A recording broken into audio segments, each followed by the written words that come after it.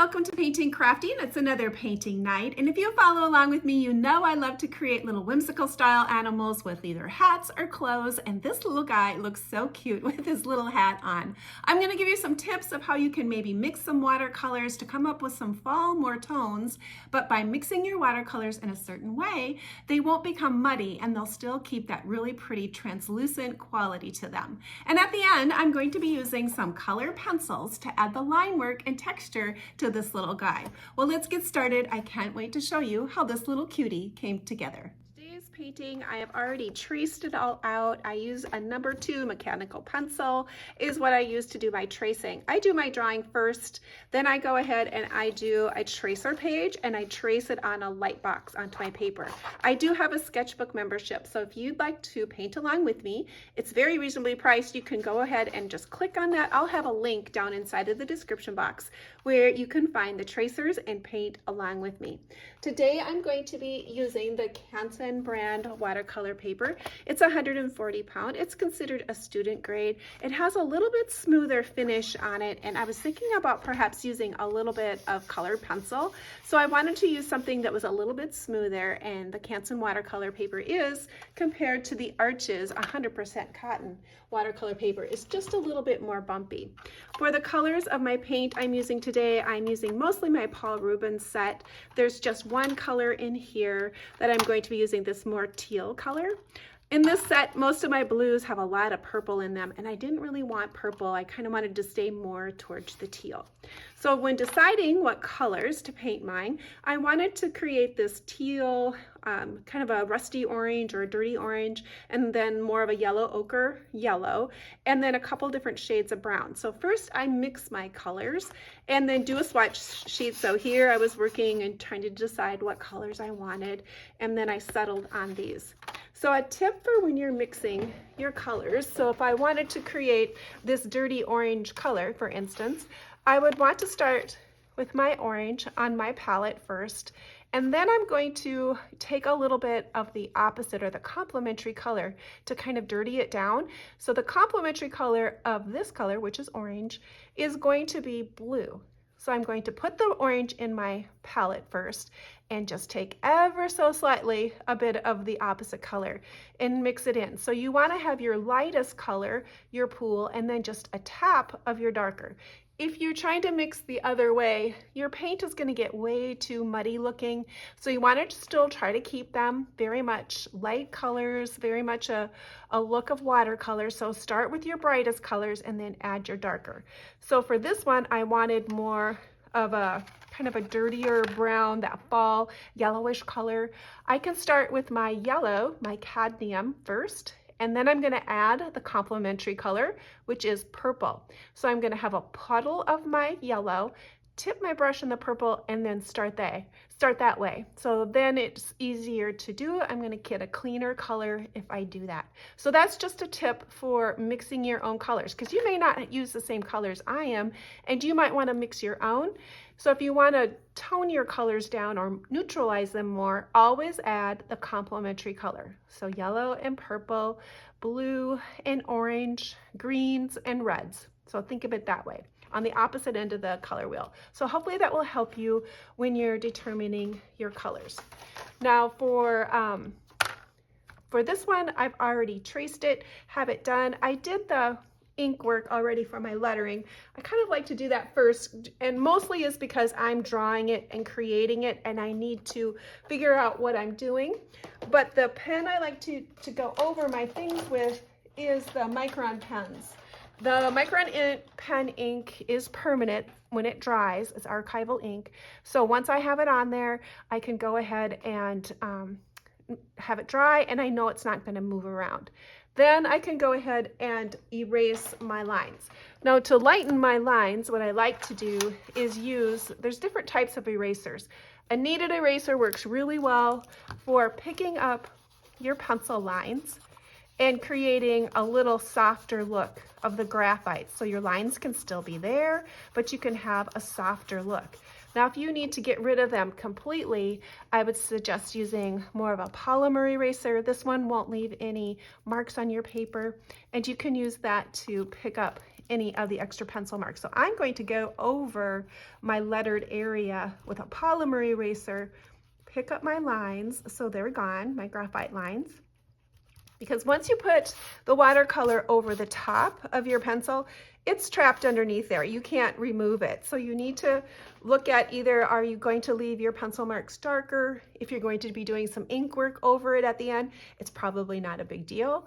But if you want a really light looking pencil, then you need to use your kneaded eraser, go over your graphite and lift some of your color, or use the polymer eraser to completely erase it. Well, let's get started on the painting part, and we'll begin most likely with the little bird. When beginning these small little paintings, it's a good reminder to think about that you're doing it in a puzzle piece. First, I go ahead and wet the area where I want my puzzle piece to add that particular color, and then I go ahead and add my color layer. I'm mixing my paint to about tea consistency, no darker than coffee at this stage. I want to start light and bright and then work my way dark. Now, because this area is wet, the next area I need to go to has to be a little farther away. Watercolor always wants to travel wherever the paper is wet, and if I don't want that color to go into that next area, I need to give it a chance to dry and work in a different area that's not touching the area that is currently wet. The brushes I like to use for these small little paintings is a round brush. I'm using about a number 6 round brush in the Princeton series. It's a great brush. It keeps a nice little point. They'll last you a long time. Watercolor washes out real easily on your brush. So these brushes, even though they might cost a little bit more, but not a lot more, it's still an acrylic synthetic brush. It's not a natural hair brush. They'll still last you a long time, and you'll get a lot of great use out of these. Now, because this is a student grade paper, my paper is going to dry a lot faster. So that is why I can go to these other areas a lot sooner than what I would if I was painting on 100% cotton paper. So the areas that I'm working on, you can see I've left a gap in between there from the wing and the back. So then that allows my chest to dry, those back feathers to dry, and leaving that little gap right in there. Now in that orange area, I added the light color, but I went back in and I tapped in ever so slightly a darker bit of paint towards the edge of my area that I was painting, the puzzle piece. And by doing it just on the end, it's going to naturally draw to the middle and create those very subtle shadows. Now, if you put that darker line down and it doesn't move for you, you could always take just a little bit of clean water and tap it on that spot that you want that color to move into the center. It's a technique that you will use quite often when you're doing watercolor painting. It takes a little bit of practice to figure out how much water do you really need to add and how much do you need your paint to move. The end goal is to have those soft blended areas is what you're looking for. So if you see those bands of darker color, tap in a little bit more water and see if you can't get your paint to float. Since my bird is fairly wet, I'm going to choose to bump down and work in a different area. The leaves are the area that I'm going to be starting next. The leaf that is stacked upon itself, where you have one leaf on the very top and then the one underneath, I want that underneath one to be a little bit darker. I'm going to put the lightest tone on the top, and then I'll be adding a darker color underneath there. So that's why I didn't do that one leaf that was underneath right away, because I wanted to give my paint just a little bit of time to dry so all my colors wouldn't blend right into the next one. So I'd have a slight difference in between the two tones of the color of the leaves. For the berries, I'm picking up a little bit of that dirty orange. I don't have them traced this time using my pen, so I have a little bit more flexibility. I don't necessarily have to feel like I have to keep it exactly inside of that berry. It can bleed out just a little bit and create more of an organic shape, and that'll be fine. I'm going to be using my colored pencils in the end, and I'm going to be using more of a brown tone to do the outlining this time, and not a lot of different black line work.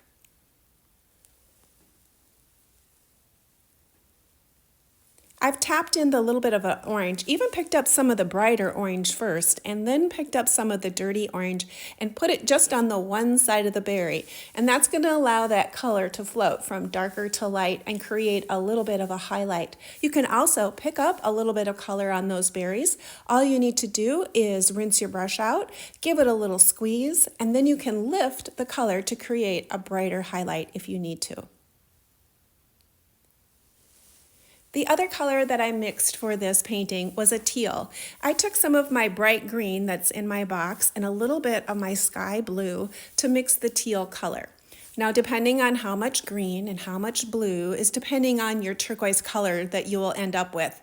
I had to mix it a few times, and as I'm needing more, I'm continuing to mix that paint in that little potted area there. So I have to tweak my color often. It's not going to be the same as I travel around my painting because I might have to mix it again, and it's never going to be the exact same because I'm not using a pan color that's coming straight out of my pan. But I'm okay with that. I like the variation of the color, and I think it looks just fine to have a multiple shades of the turquoise color. Here you can see me now going in and painting that bottom leaf. I wanted that slight bit of separation. I'm going to darken it as I go. The cancel paper does dry a lot faster, so I can do it a lot quicker than I can when I'm using the Arches 100% cotton paper.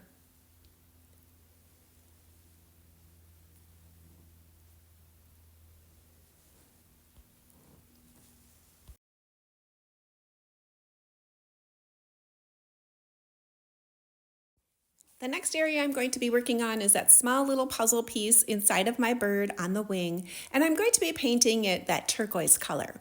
I like to make sure that my colors are moving around my painting, so if I have some of the turquoise at the top, to the left, and the bottom, I want to include that all over my painting. It just helps the composition in the end look more balanced and a lot more interesting. So I decided to put the turquoise a part of the bird's little wing.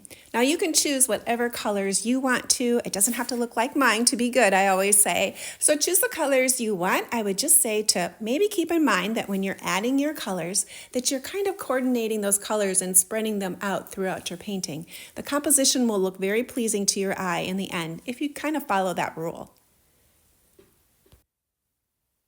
The painting part of this little painting goes fairly quick. I have quite a bit of a large open area, not so much detail in the background, but now I'm just working on that branch that my little bird is sitting on.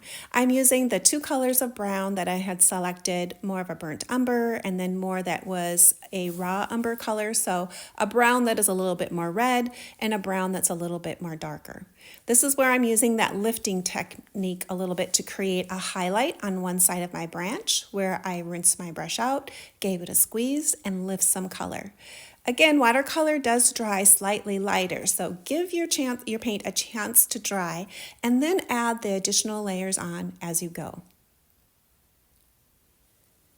Now this guy has the cutest little hat ever, and I love the way it looked in the end, and I'm just adding a lot of the colors that I'm using throughout my painting. I'm including those on my hat, so it's going to have the orange and the golds and the browns and the turquoise, all three of those colors. It's going to draw your eye to that part of the painting and just be kind of a nice little centerpiece for this painting.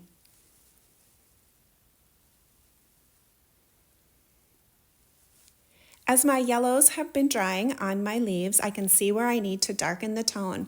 I'm not necessarily adding more pigment to my color.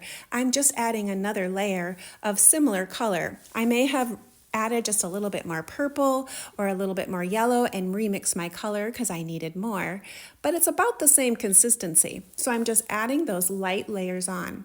When you're doing watercolor, it looks great if you can just maybe leave peaks of your original color showing. It's very translucent, so you're going to see some of that very first layer that you put on, and when you apply the same consistency of paint of maybe perhaps a very close color, you're still going to notice a difference because you're layering the colors as you go. I did jump a little bit forward, but those who are in my sketchbook membership, you'll receive a reference photo so you can see all the layering of colors that I have put on. If you'd like to become a sketchbook membership, it's really super easy to join. Make sure you click that link down inside of the description box and check it out for yourself.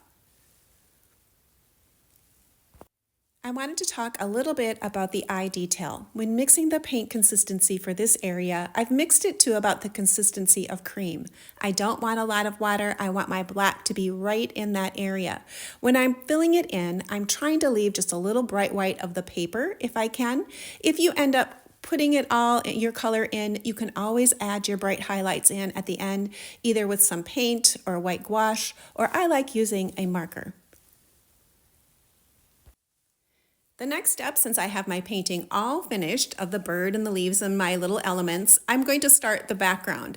And because I'm working on the Canson watercolor paper, you can have a very quick, short dry time and you can get dry lines in there. You're going to see how you're piecing your piece together. So a way I can help myself to give myself some more time to manipulate my watercolor is to wet the background first with clean water. For the background, I was going to be using the 2 shades of turquoise. One of the turquoise is in my set that's already a pre-mixed color, so I'm going to start with that one because it's a little lighter than the one I mix with my other colors. And basically, I'm taking a look at where my painting is naturally sectioned off, and I'm putting that light color on and then moving a little quickly as I'm doing this. And then once I have the light color on, I'm going to be blushing in that shade of the darker color. And because my paper is wet in the background, wet from the water, wet from my watercolor, it's going to move around by itself, and that's when it creates that little bit of what I like to call watercolor magic. It's a blend on blend of wet colors and wet pigment, so it's going to be doing some of the moving itself. I don't have to create a lot of work, but if you're noticing that you're getting those darker lines of where you can see your exact dark areas where you've added it in there, you need to take some clean water and then tickle those areas and get that paint to move around a little bit more for you.